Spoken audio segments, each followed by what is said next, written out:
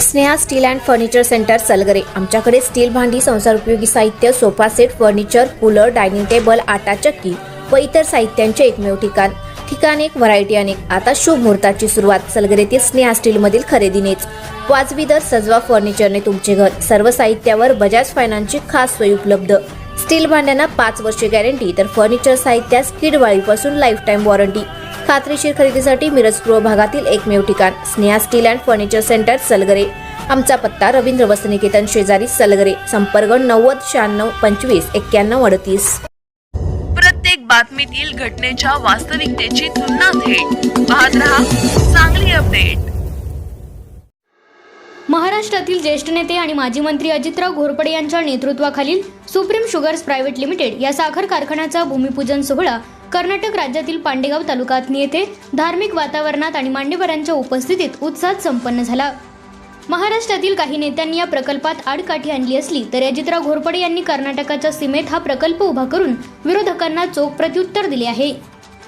याप्रसंगी बोलताना कर्नाटकचे माजी उपमुख्यमंत्री लक्ष्मण सवदी म्हणाले की अजितराव घोरपडे हे महाराष्ट्रातील नेते असले तरी हा कारखाना कर्नाटकच्या भूमीत उभा राहत आहे। या भागातील शेतकऱ्यांच्या हितासाठी कर्नाटक सरकार सर्वतोपरी मदत करण्यास तयार आहे। येत्या जून-जुलै महिन्यात बसवेश्वर कॅनल सुरू होत असून यामुळे बेळगाव जिल्ह्यातील सुमारे 1,50,000 हेक्टर क्षेत्र ओलिताखाली येणार आहे। मुबलक ऊस उपलब्धतेमुळे हा कारखाना निश्चितच यशस्वी होईल। आपल्या वाढदिवसाचे औचित्य साधून सत्कार स्वीकारल्यानंतर बोलताना अजितराव घोरपडे म्हणाले, आज शेतीची अवस्था अत्यंत बिकट आहे। अनेक नेते केवळ विकासाच्या वल्गना करतात, परंतु कृती शून्य असते। सुप्रीम शुगर्सच्या माध्यमातून आम्ही केवळ साखर उत्पादन करणार नाही, तर शेतकऱ्यांच्या जीवनात शाश्वत आर्थिक परिवर्तन घडवून आणू। कारखान्याचे चेअरमन राजवर्धन घोरपडे यांनी प्रकल्पाचे महत्त्व अधोरेखित करताना सांगितले की हा कारखाना लवकरच कार्यान्वित होईल। यामुळे स्थानिक युवकांना मोठ्या प्रमाणावर रोजगाराच्या संधी मिळतील। ऊस वाहतूक, शेतीपूरक व्यवसाय आणि उपउद्योगांना चालना मिळाल्याने परिसराचा चेहरा मोहरा बदलेल। या सोहळ्याला विविध मठांचे मठाधिपती आणि संत महंतांची पावन उपस्थिती लाभली।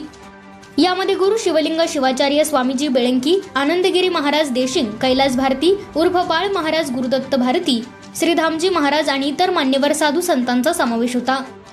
यावेळी आमदार इद्रिस नाईकवडी, सांगली जिल्हा मध्यवर्ती बँकेचे अध्यक्ष मानसिंगराव नाईक, सातारा जिल्हा बँकेचे संचालक सत्यजित सिंग पाटणकर, मनोज बाबा शिंदे म्हैसाळकर, कराड अर्बन बँकेचे चेअरमन समीर जोशी यांच्यासह राजकीय, सामाजिक आणि सहकार क्षेत्रातील दिग्गज मंडळी मोठ्या संख्येने उपस्थित होती।